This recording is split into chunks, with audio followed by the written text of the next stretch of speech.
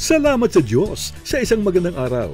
Narito ang ating programang maghahatid sa inyo ng inspirasyon, mag-aalok ng pag-asa, at naniniwala sa pamamagitan ng sikap at tamang diskarte, maaari tayong umasenso sa buhay. Ito ang Asenso Ka Pinoy. Faye Aquino ng Golden Crown Petals. Ano nga ba ang kanyang kwentong Asenso Ka Pinoy? Need mo ba ng mascot sa iyong events? Worry no more dahil sa Rai Cosplay Costumes, makakapag-rent ka at a very affordable price.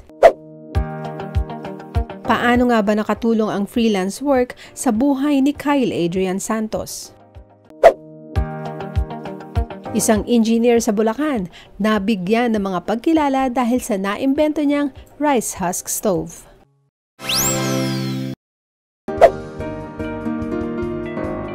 Sa loob ng 19 na taon, marami na tayong na-feature sa ating programa showcasing their success stories, talents, and businesses.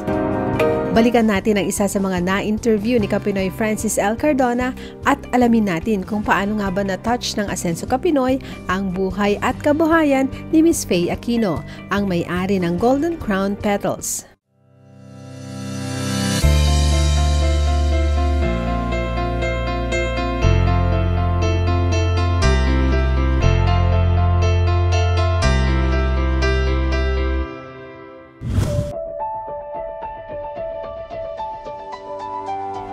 Ang nakakatuwa kasi, nung bata ako, boss ko si Boss Francis. Ang kasama niya kasi noon before sa radio station yung brother ko. So, kaya ko siya nakilala. And then, after graduation, nag-apply ako noon sa radio. So, kaya magkakilala kami. Naging boss ko siya. And then, one time, for no reason at all, parang hinanap ko siya sa Facebook. Tapos nakita ko nga may program pala sila, yung Asenso Ka Pinoy. And then, bigla siyang naging masaya and naging interested to come here. Kasi sabi ko, exporter po ako for a long time now na may hawak akong company. Tapos naging interesado siya until talagang nagpunta siya dito sa factory. Nakilala ko lahat ng staff. Then doon na, medyo nasali na ako doon sa na-feature. Yun yung story namin with Asenso Ka Pinoy. Actually, doon sa interview, nabanggit ko nga na sa abroad, medyo nakikilala kami. Pero dito sa atin, dito sa Philippines, sobrang konti lang nung may alam ng factory na may ganito pala dito sa Philippines. And after nung ma-feature ang Golden Crown Petals and Herbs dito sa Asenso Ka Pinoy, parang maraming naging interested na mga companies dito sa Philippines. And I'm so glad yun yung naging result. At napakaganda ng iniwang gift sa akin ni Boss Francis. Happy 19th anniversary sa Asenso Ka Pinoy. And it's an honor and pleasure for Golden Crown Petals and Herbs to be one of the companies you featured way back. And I'm so happy. At the same time, may kurot sa puso. Kasi, yun na nga, untimely nawala si Boss Francis. But then, yung legacy naman na iniwan niya is worth naman. Kumbaga, may fruits yung na-feature kami. And siya, yung nakapag-interview pa sa amin. And I'm so blessed. So, happy anniversary. Naway maraming anniversaries pa ang makamit ng Asenso Ka Pinoy. Asenso Ka Pinoy! Hello, Mambia Kapinoy. Please like and follow our Asenso Ka Pinoy Facebook page. At para maging updated KO in our Asenso contents, you may subscribe to our YouTube channel and hit the bell button for more updates. Asenso Ka Pinoy. Susunod sa Asenso Ka Pinoy. Need mo ba ng mascot sa iyong events? Worry no more dahil sa Rai Cosplay Costumes, makakapag-rent ka at a very affordable price.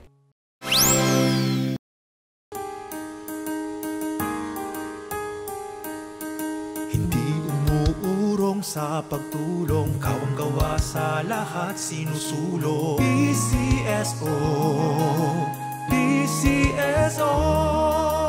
Hindi umuurong sa pagtulong ang PCSO, PCSO.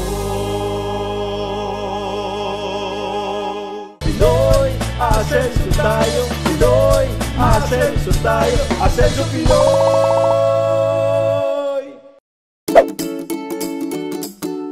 Isa ka rin ba sa mga natutuwa kapag nakakakita ng mga mascots sa mall o kaya ay sa mga events?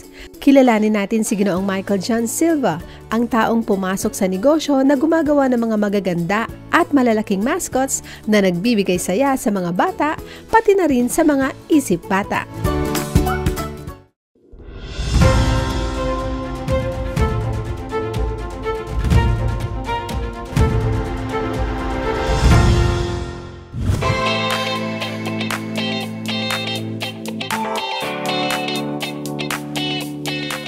Ako po si Michael Jan Silva, owner ng Rai Cosplay Costume Enterprise.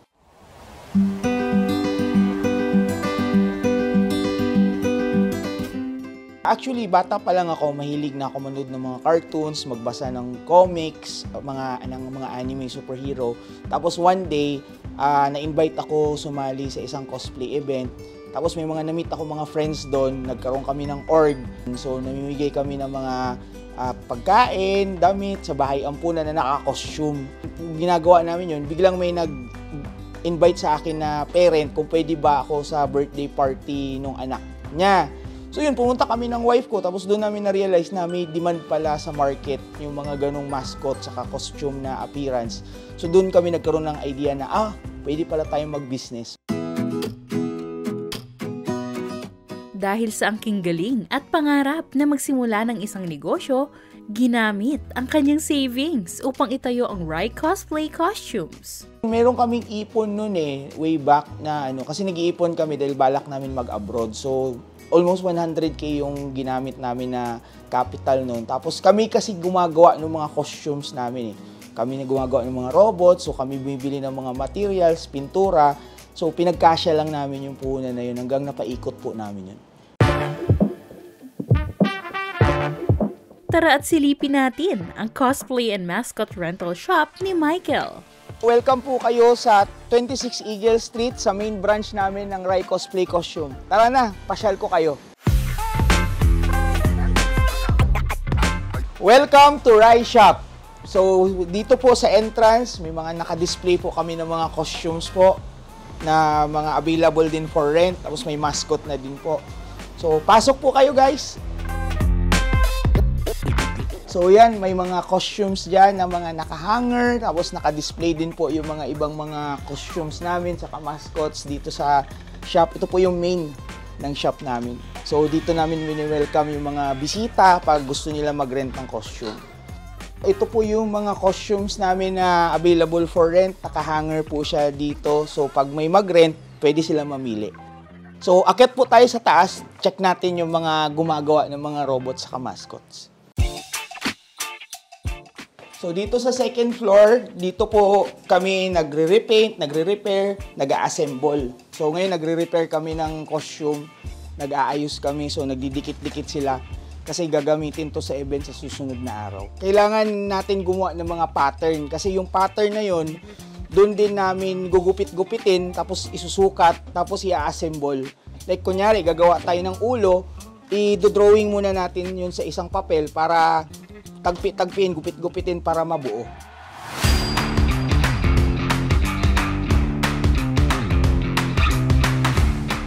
Sa mga naghahanap ng costumes and mascots sa inyong mga events, sa halagang 4,500 to 6,500 ay pwede na kayong mag-book ng mascot sa Rai Cosplay Costumes. Kailangan mo talaga mahaba yung pasensya kasi yung paggawa ng mga costume, mascot, or robots, it takes patience kasi trial and error po yun Sa simula, trial and error yun hanggang darating yung time na kabisado mo na, kapa mo na. So bukod na mahabang pasensya, kumbaga kumakain din siya ng oras. So hindi ka dapat mainipin.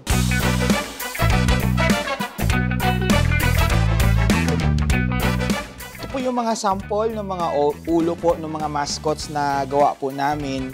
So normally po, magaan lang naman siya, mukha lang siyang malaki. So yan, mas malaki siya sa ulo ko po. Tapos, nasa 1 to 3 kilos, depende kasi yun sa design. So, yung mata nila, baga ang curious yung mga tao kung saan nakakakita. Madalas nilalagay po siya dito sa bibig. So, may maliit po siya na buta. So, parang itong si dinosaur, galaw-galaw ka dinosaur. Ayan. Tapos, yung mata niya, nandito po sa ilalim. Kaya lang, pag nagmamaskot po, kasi nababawasan yung vision ng wearer ng 40 to 60%. So, sa mga party or events, dapat may laging assistant. So, ang mascot, ang overall naman niya na timbang, nasa 7 to 10 kilos. So, depende kasi yan. May mascot na payat, may mascot na malaki, may mascot na bulky. Pero, ang pinakamaganda naman sa mascot po is, kahit gano'n siya kabigat o kahirap isuot, nakakapagpasaya siya ng tao.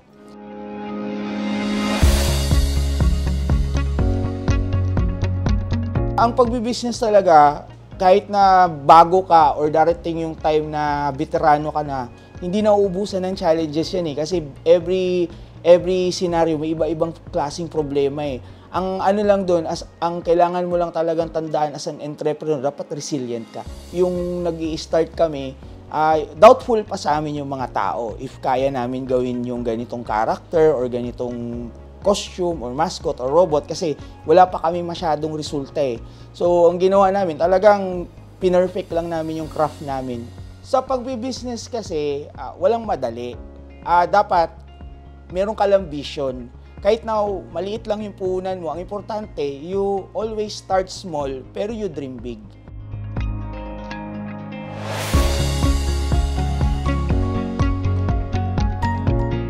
Ako po si Michael Jan Silva, owner ng Rai Cosplay Costume Enterprise, Asenso ka Pinoy.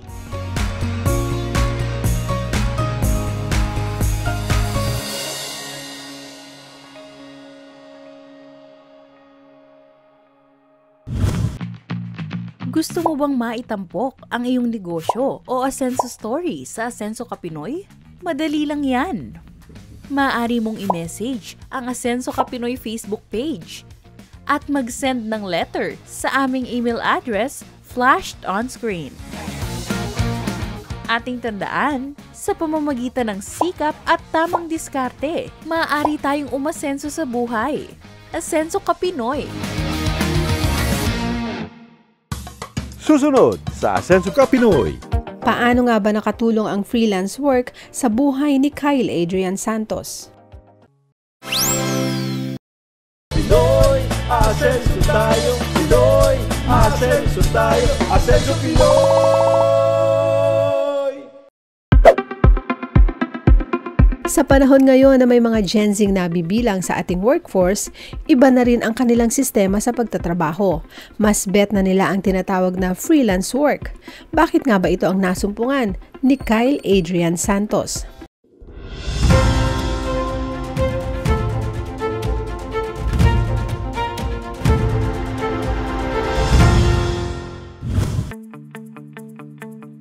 Millennials o Gen Z, yan ang tawag sa mga kabataan natin sa panahon ngayon. Sila ang mga kabataan na may malayang pag-iisip at may sariling diskarte sa buhay. Tulad ni Kyle Adrian Santos ng Panikitarla, kinaya niyang pagsabayin ang pag-aaral at ang kaniyang part-time job.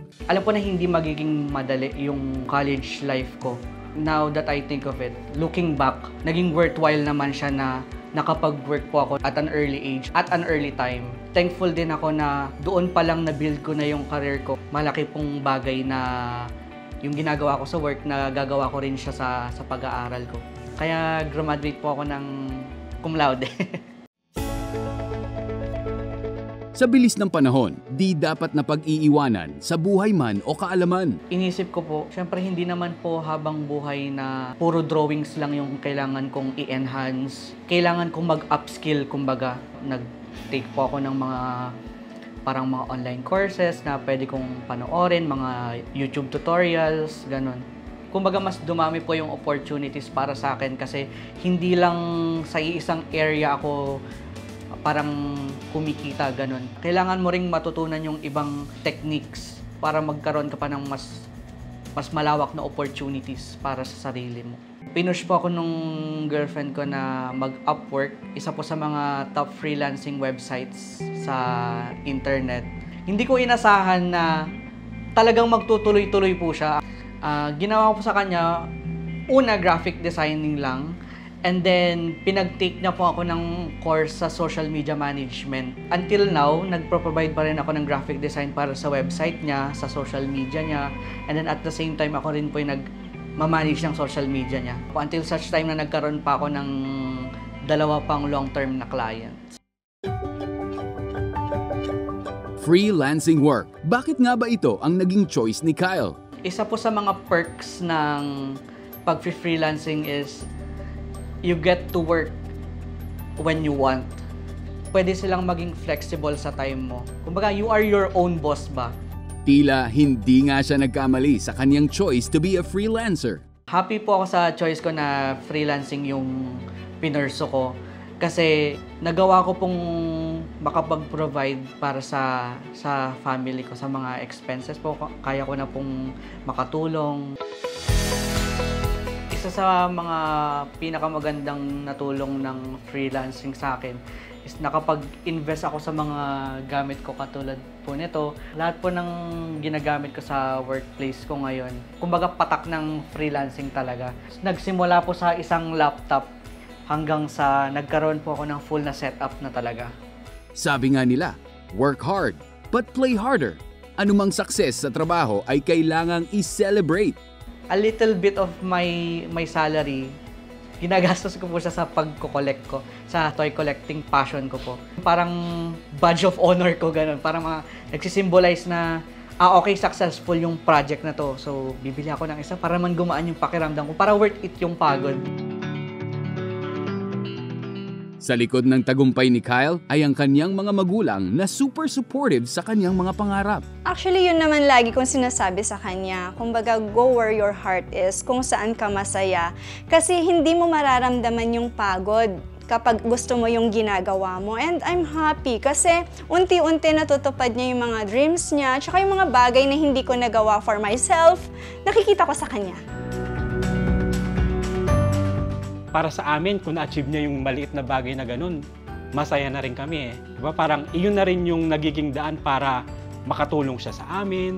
Diba? Parang no regrets, ito yung kinuha ko, hindi ako hinadlangan ng parents ko, sinuportahan ako. Happy and proud kami. Sa panahon na napakabilis ng ikot ng oras, ang ating mga kabataan ay tila nagmamadali rin sa takbo ng buhay. Dahil para sa kanila, you only live once. Siyempre po, una ko pong gustong pasalamatan si God, siyempre. Dahil siya po yung nag-bestow ng talent ko ngayon. And then, sila mama at papa dahil pinili nila na suportahan ako sa bagay na gusto ko. And siyempre, dun din sa girlfriend ko na nag-support din sa akin sa freelancing. Totoo po yung sinasabi nila na choose what's true to you. Iba din yung gusto mo talaga yung bagay na pinupursu mo. You will never go wrong kapag pinili mo kung ano yung gusto mo.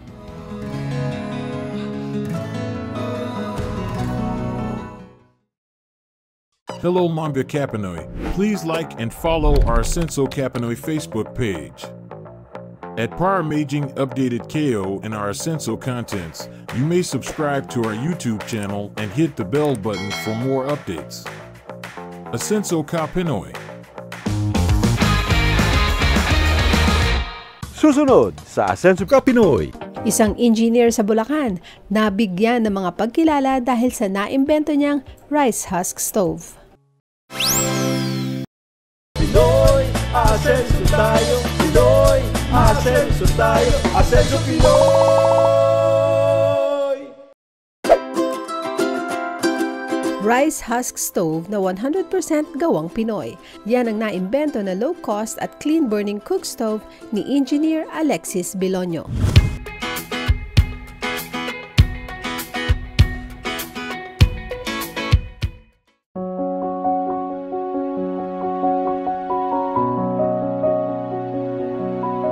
Alam na natin na may Diyos na nag-guide sa atin. Minsan, ito gusto natin, pero minsan magbabago yon. Walang mga opportunity sa'yo. Go on lang, kasi sa bandang huli, marirealize mo yun yung perfect. Ako si Engineer Alexis Bilonio, Agricultural and Biosystems Engineer, at ito ang aking Asenso story.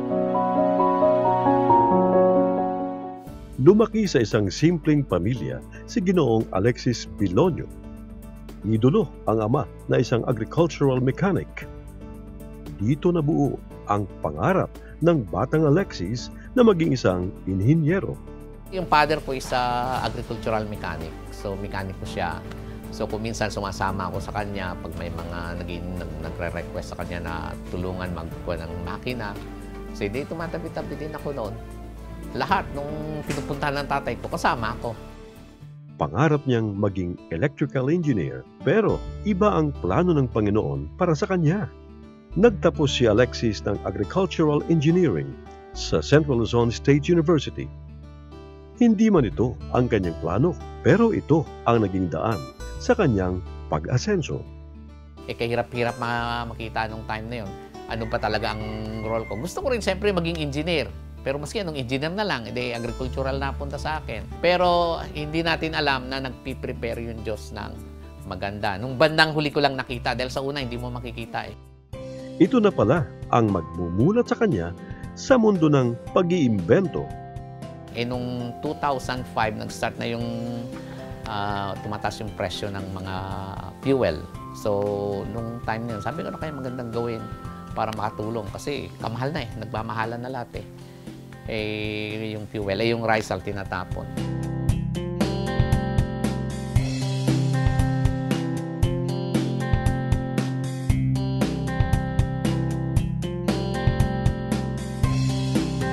Gagawa ko ng mga malilit lang na unit, kalan-kalan. Ngayon, nung pinablis, kasi nagpipresent ako noon, marami nagka-interest. Pinadala ko sa Philippine Agriculture Magazine yun eh. So, ang dami nag-email sa akin. Si Dr. Anderson, sabi niya, willing ka ba i-share? Sabi ko, yes sir, willing ako i-share. So, sinare ko sa buong mundo. Gumawa ako ng libro.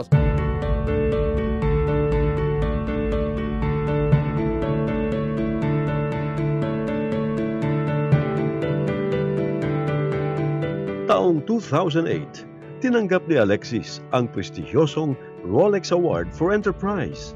Siya lang naman ang kauna-unahang Pilipino na kinilala bilang Associate Laureate for Applied Technology.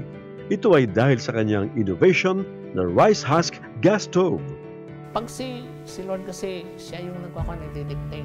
Ayoko naman mabuhay ako na yung iba ay nahirapan, hindi ba? So gusto nating tulungan sila. Yun yung kaligayahan. So kaya hindi ako natatakot na kwan. Unang-una si Lord kasi nagsasabi, share mo. Pag sinare mo yan, hindi mo outgive nga.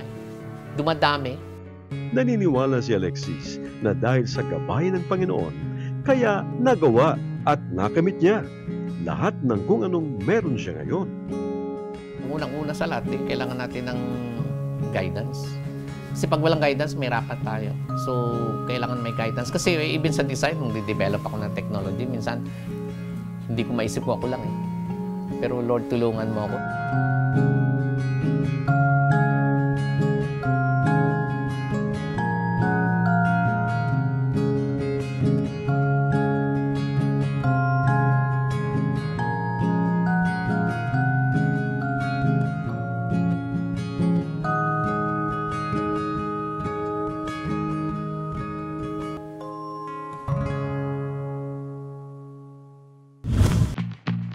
Gusto mo bang maitampok ang iyong negosyo o Asenso story sa Asenso Ka Pinoy?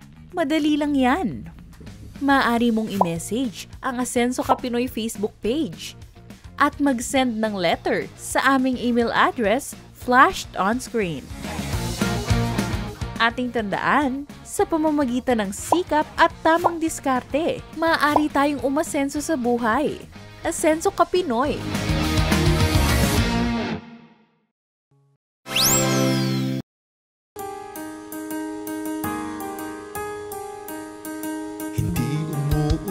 Sa pagtulong, kawang gawa sa lahat sinusulong. PCSO, PCSO, hindi umuurong sa pagtulong ang PCSO.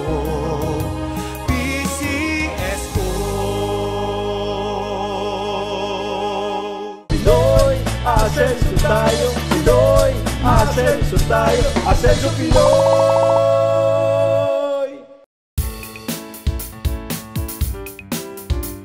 Pray for God's guidance and wisdom.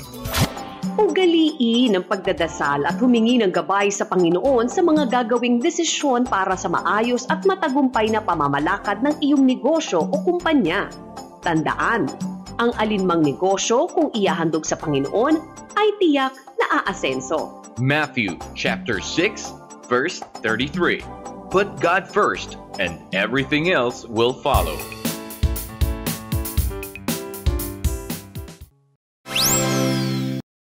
Asenso ka Pinoy would like to thank PCSO, hindi umuurong sa pagtulong.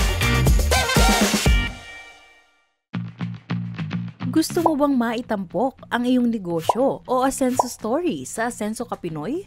Madali lang yan. Maaari mong i-message ang Asenso ka Pinoy Facebook page at mag-send ng letter sa aming email address flashed on screen. Ating tandaan, sa pamamagitan ng sikap at tamang diskarte, maaari tayong umasenso sa buhay. Asenso ka Pinoy!